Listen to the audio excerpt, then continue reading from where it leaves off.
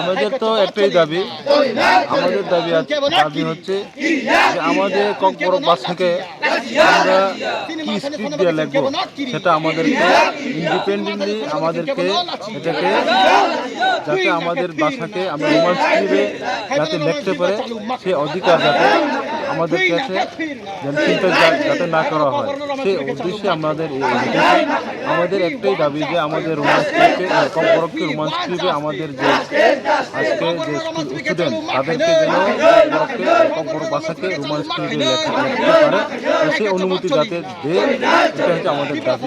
কারণ আমাদের এই দাবি আমি আগেই বলেছি যে আমাদের এই দাবি আজকের নয়, অনেক বছর ধরে আমাদের এই দাবি।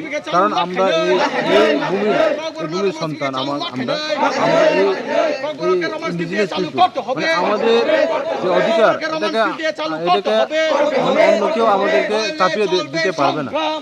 আমরা শুনেছি যে কয়েকদিন আগে প্রেসিডেন্ট উনি নাকি আমাদের রোমান স্ক্রিপ্টে যদি পরীক্ষায় যদি লেখা হয় তাদের এগেন্সে এফআইআর করা হবে। তো এটা তো কোনোদিন হয় না। আমরা অতদিন ধরে আমরা কক্সবাজারকে দাবি করে যে আমরা রোমান স্ক্রিপ্টে লেখলে, রোমান স্ক্রিপ্ট মানে বিদেশি ভাষা না, রোমান স্ক্রিপ্ট মানে এবিসিডি, এটাই তো। এটা কি আমরা বারবার বলতে হবে যে আমরা রোমান স্ক্রিপ্ট মানে এবিসিডি দিয়ে লিখলে আমাদের কক্সবাজার ভাষাটা শুদ্ধভাবে প্রনাউন্সিয়েশনটা আসে। তো আমরা চাইছি যে আমরা যে ভাষাকে আমরা অন্য ভাষায় না লিখে বা অন্য স্ক্রিপ্টে না লিখে আমরা কক্সবাজার রোমান স্ক্রিপ্টে যাতে লিখতে পারি, এটাই তো আমাদের দাবি। এই দাবিগুলো যদি মানে আমরা এই দাবিগুলো যদি মানে আজ অব্দি আমরা যদি করতে আজ অব্দি আমাদের এই দাবিগুলো মেনে বা কোনো গভর্নমেন্টের তরফ থেকে এডুকেশনের মাধ্যমে আমরা বলতে চাই যে আমরা এই ভূমির সন্তান, আমাদের ভাষা আমাদের অধিকার